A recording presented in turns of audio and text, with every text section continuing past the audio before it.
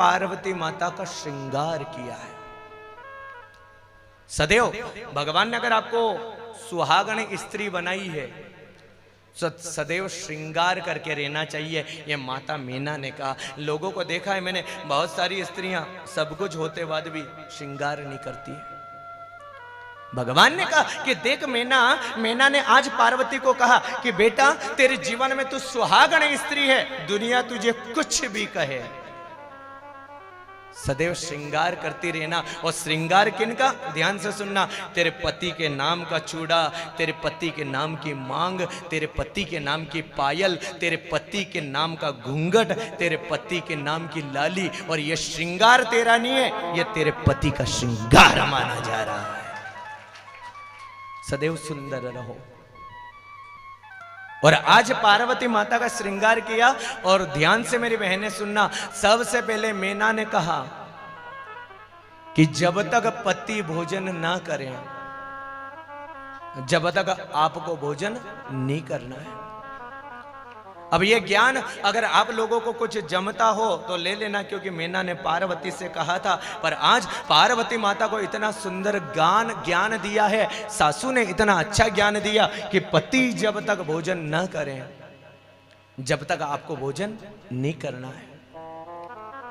पति के सोने पर, जब पति शयन के लिए जाए तो कभी भी पति की आत्मा को नहीं दुखाना है। पति की सदैव आज्ञा का पालन करना है, पति को सदैव प्रसन्न रखना है और पति की आज्ञा का निश्चित पालन करना। कहा विवाह होने के बाद में, ध्यान से सुन लेना, विवाह होने के बाद में कभी भी द्वार पे खड़ी नहीं रहना चाहिए। ये एक नीति की बात आई है कि सुहागण स्त्री हुई चाहे कोई भी स्त्री हुई, अपना पति रहे या न रहे, दरवाजे के सामने खड़ी नहीं रहना चाहिए। और इसलिए खड़ी नहीं रहना चाहिए कि दरवाजे के सामने राम नहीं रहते हैं, दरवाजे के सामने श्याम नहीं रहते हैं, दरवाजे के सामने मोहन नहीं रहते हैं। आज के जमाने में दरवाजे के सामने रावण भी होते हैं जो तुम्हें कुदृष्टि डालने में देर नहीं करेंगे। सदैव इस बात का ध्यान रखो, दरवाजे के सामने कभी भी खड़ा नहीं रहना है। और यह कह दिया कि ध्यान से सुनना, अगर अपने को कोई बुलाने के लिए नहीं आए, अपने घर में कोई आदर ना करे, तो दूसरे के घर पे बिना निमंत्रण के भी अपने को नहीं जाना चाहिए, यह शास्त्र कह रहा है। और आखिरी में कहा कि पति की आज्ञा ना हो तो किसी मंदिर में भी नहीं जाना चाहिए। ध्यान से सुन लेना, आज के जमाने में आप लोग ये बहुत बड़ा गलत कृत्य करती हो कि पति से नहीं पूछती हो, मंदिर में चली जाती हो। कभी भी अपने मंदिर में भी जाना है तो अपने पति की आज्ञा लो, और अगर पति मना कर दे तो मंदिर में जाने की भी कोई जरूरत नहीं है। अब आपके मन में आया हो कि अब पति भगवान बन गया, तो शास्त्र ये कह रहा है, पति देव से बड़ा न कोई, मंदिर का भगवान। और अब सबसे बड़ी एक मुख्य बात में मीना ने समझाया और कहा कि देखो, अगर कोई व्रत करो, आप कोई 16 सोमवार का व्रत करो, एकादशी का व्रत करो या प्रदोष का व्रत करो, तो सबसे पहले अपने पति से पूछना चाहिए। अगर आपका पति कह दे कि व्रत नहीं करना, तो व्रत को नहीं करना चाहिए। आज के जमाने में सब लोग शास्त्र को अलग ठुकरा रहे हैं, पर मेरे भगवान ने कहा कि अगर पति कह दे कि व्रत ना करें, पति कह दे कि उपवास ना करें, तो याद रख लेना कि कभी भी व्रत करने की कोई आवश्यकता नहीं। बोलो हर हरा। और कहा कि आपका पति कैसा भी हो, कहा लंगड़ा हो, लूला हो, बहरा हो, सुंदर हो, असुंदर हो, किसी भी प्रकार का हो, सदैव अपने पति का सम्मान करें। यह जमाना तो ऐसा है किसी के तन को देखकर चलता है, यह जमाना ऐसा है किसी के मन को देखकर चलता है, यह जमाना अलग अलग दृष्टि से देखने वाला है। और ध्यान से सुन लेना, आपका पति आपके लिए सर्वोपरि है, चाहे वह कैसा भी हो, दुनिया उसको कुछ भी कह दे, पर दुनिया की बात में नहीं जाना है। अपना पति अपना पति है, लंगड़ा हो, लूला हो, बहरा हो, कैसा भी हो अपना पति अपना है। और अंत में मैना ने कहा कि देख बेटा, कभी भी घर में रहना तो अपने पूरे बाल को छोड़ करके नहीं रहना चाहिए। आजकल तो फैशन हो गई, लोग बाल को छोड़ते हैं, परंतु मैना ने कहा कि देख बेटा, अगर तू बाल छोड़ करके रहेगी तो तेरे जीवन में कोई ना कोई संकट आएगा। इन बालों को बांध करके रखना, इन बालों का संग्रह करके रखना, इन बालों को पूर्ण रूप से बांध कर रखना। तो याद रखना, कभी भी तू बाल को छोड़ करके अगर इधर उधर नहीं घूमेगी तो तेरे घर में कभी भी संकट आने वाला नहीं रहेगा। और आखिरी और अंतिम बात मैना की, मैना ने कहा कि कभी भी भोजन बनाने का काम पड़े, मेरी बहनें ध्यान से सुन लेना, कभी भी भोजन बनाने का काम पड़े तो अगर आटा बच जाए उसको फ्रिज में नहीं रखना चाहिए। जो व्यक्ति, जो माँ, जो बेटी, जो भाभी या किसी प्रकार की मेरी बहनें उस आटे को अगर घर में रख लेती है तो इतना बड़ा दोष प्राप्त होता है कि अगर आपने आटा रख दिया तो ये समझ लेना कि एक लाश घर में रखी या आटा रखा बराबर माना जाएगा सदैव। शंकर भगवान ने आज जैसे ही मैना ने कहा और मैना की इस बात को सुन करके आज शंकर भगवान को भी आनंद आ रहा है कि कितना अच्छा ज्ञान दे रही है मेरी सासू जी। कहा, करहूं सदा शंकर पद पूजा। तेरे लिए कोई देवता नहीं है, तेरे लिए कोई भगवान नहीं है, तेरा पति ही तेरा भगवान है। और क्या कहा, करहूं सदा शंकर पद पूजा। नारी धरा मना पति कोई दूजा, बचन कहत भरनी लोचन भारी।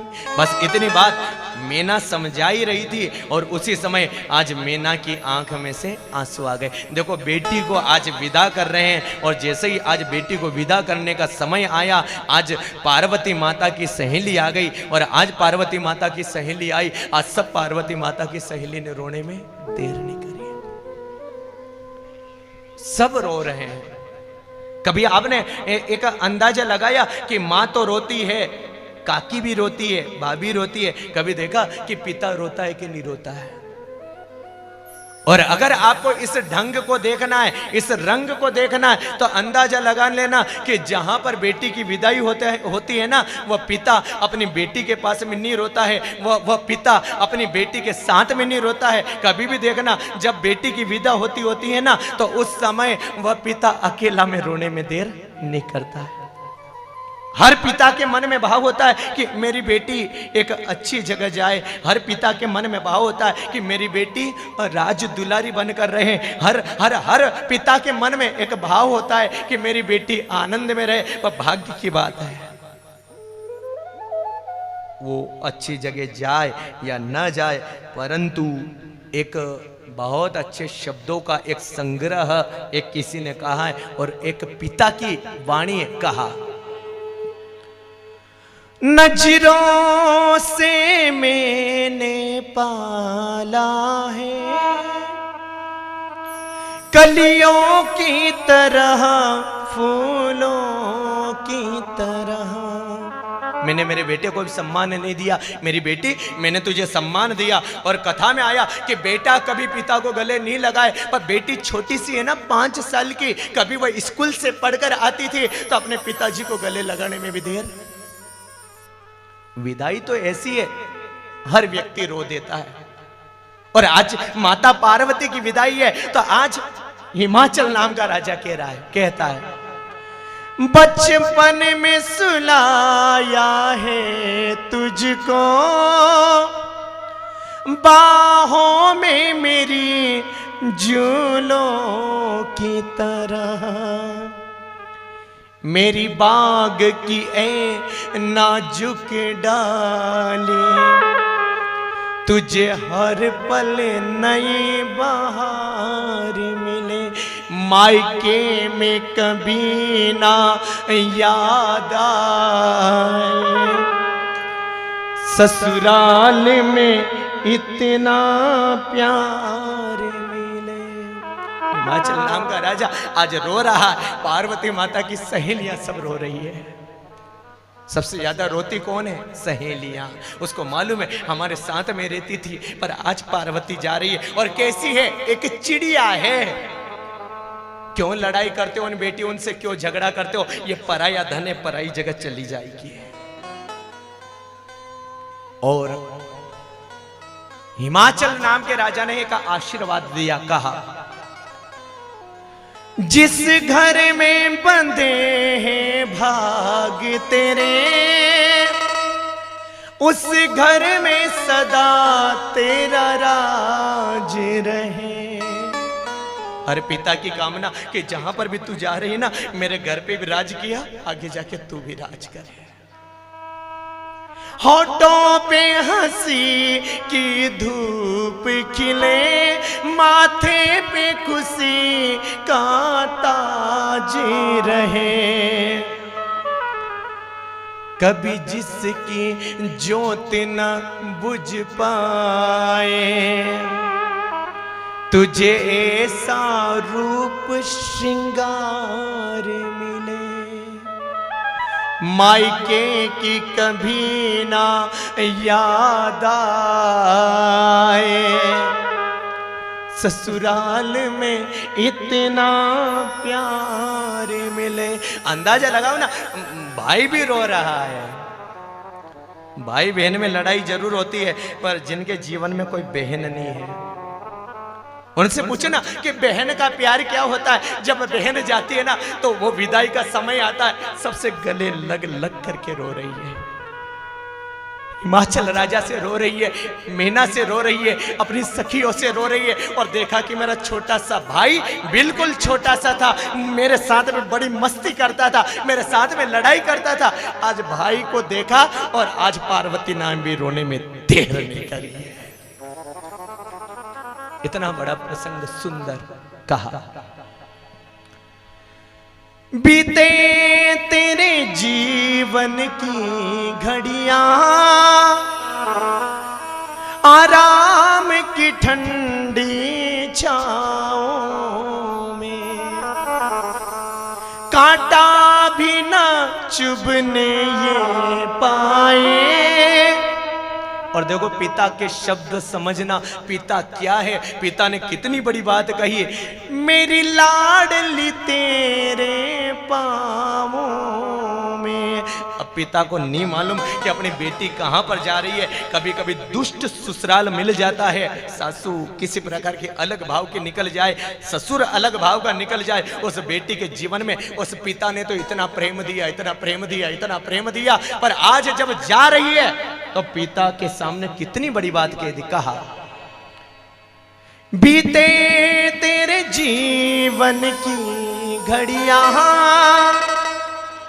आराम की ठंडी छाओं में, कांटा भी न चुभने ये पाए। मेरी लाडली तेरे पाँवों में, उस द्वार से भी दुख दूर रहे, जिस द्वार से तेरा द्वार मिले। मायके की कभी ना याद आ, ससुराल में इतना प्यार मिले। बस मीना आज रो दी है। आज शंकर भगवान भी देख रहे हैं, वो भी रोने में देर नहीं करते हैं। सखियों ने आज विदा किया, आज मीना ने भी विदा किया। मीना भी रो रही है, आंख बिल्कुल लाल हो गई है। सखियां आज सब रो रही है, उनको मालूम है कि ये चिड़िया आज उड़ गई है, आंगने में कभी कभी आएगी। आज सब सखियां रो रही है। और हिमाचल नाम के राजा ने आज अपनी डोली को, अपनी बेटी को उस डोली के अंदर बिठा दिया है। देख रहे हैं कि मेरी बेटी आज जा रही है, मेरी चिड़िया, मेरे बाग में रहने वाली, हंसने वाली, खेलने वाली, मेरे को गले लगाने वाली। अब जब कभी कभी पिता को अगर कोई सबसे ज्यादा सहारा देता है ना, तो बेटी देती है। कोई गोली दवी के बारे में पूछता है तो बेटी पूछती है। आज पिता अकेला रह गया है, बेटी यहां से विदा हो गई है, अब घर खाने को दौड़ रहा है। हिमाचल नाम का राजा आज रो रहा है, कोई संभालने वाला नहीं मिला। उसको याद आ गई, मेरी बेटी होती मुझे गले लगाने में। बहुत बड़ा प्रसंग है। खैर ये शिव पुराण की कथा है, और शिव पुराण की कथा बिल्कुल अलग ढंग से भागवत का विषय मेरा रहा है, पर भागवत के विषय के बाद में सबसे अच्छा विषय लगता है तो शिव पुराण का लगता है मेरे को। आज पार्वती माता चल दी है, शंकर भगवान आज नंदी के ऊपर विराजित हो गए हैं। और आज शंकर भगवान जैसे ही नंदी के ऊपर विराजित हुए, सब बाराती जा रहे हैं। उसी समय आज हिमाचल नाम के राजा ने सबको तिलक लगाया, श्रीफल दिया, प्रणाम किया और कहा कि भगवान मेरे यहाँ पर आने में कोई गलती हो गई हो, क्षमा कर।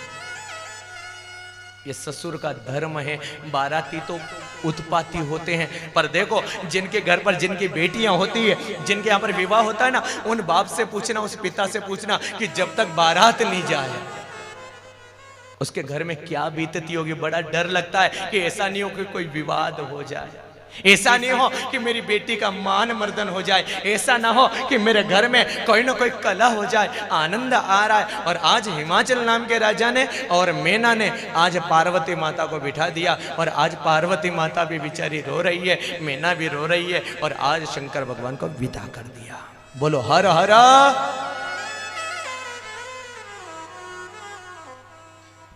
करहूं सदा शंकर पद पूजा,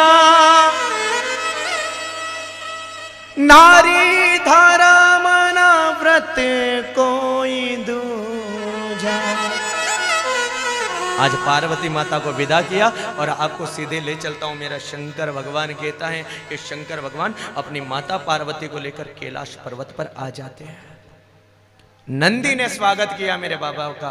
नंदी ने आज इतना स्वागत किया, मेरे जीवन में मैं धन्य हो गया। मेरा बाबा अकेला था, पर आज मेरी माँ आ गई। आज पार्वती माता ने जैसे कैलाश में प्रवेश किया, नंदी ने झुकने में भी देर नहीं करी है।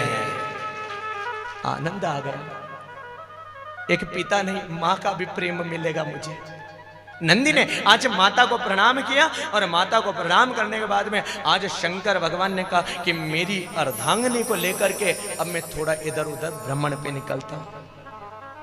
शंकर भगवान अपनी अर्धांगिनी को लेकर के आज नंदी के ऊपर बैठे हैं। माता पार्वती को बिठाया, और आज शंकर भगवान नंदी के ऊपर बैठ करके आज भ्रमण के लिए निकला है। आप सभी लोगों से निवेदन करूं कि मेरे महादेव को याद करके जय जयकारा करके, जैसा महादेव नंदी के ऊपर बैठा है, आज डमरू बजा दिया मेरे महादेव ने और कहा, डाक डमरू बाजे ने शिव तांडव नाचे, शिव तांडव नाचे, मारे बारो बारो शिव जी को नाम लागे।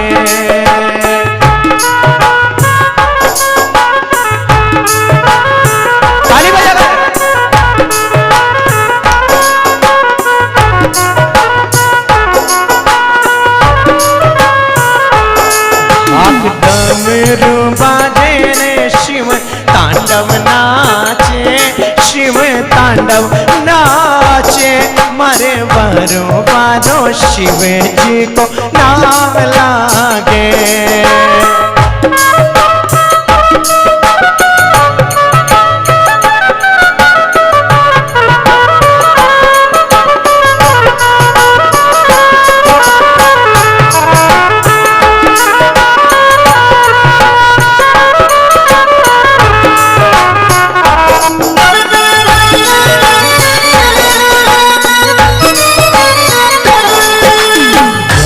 कार्तिक जोवा आया, पार्वती भी माता है।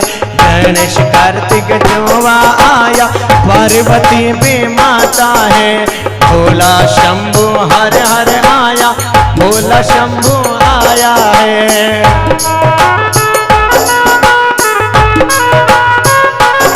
शिव तांडव नाचे ने सब लोग गावे, सब लोग गावे, मारे बारो बारो शिव जी को नाम लागे।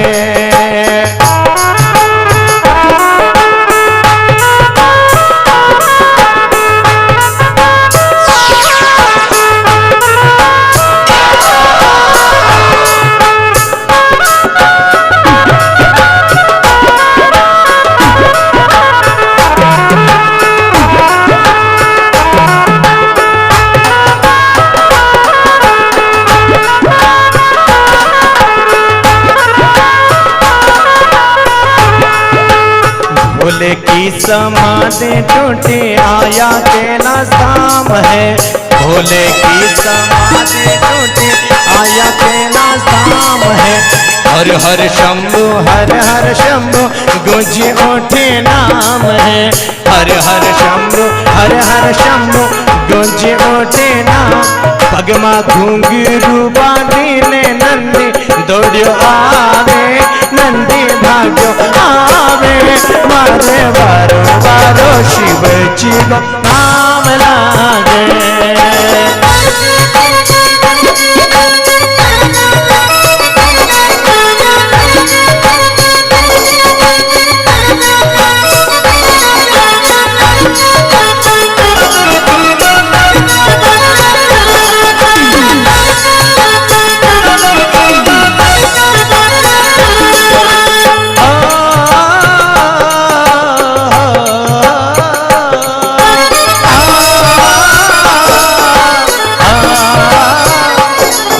डमरू बाजे शिव तांडव नाचे, शिव तांडव नाचे, मारे बारो बारो शिव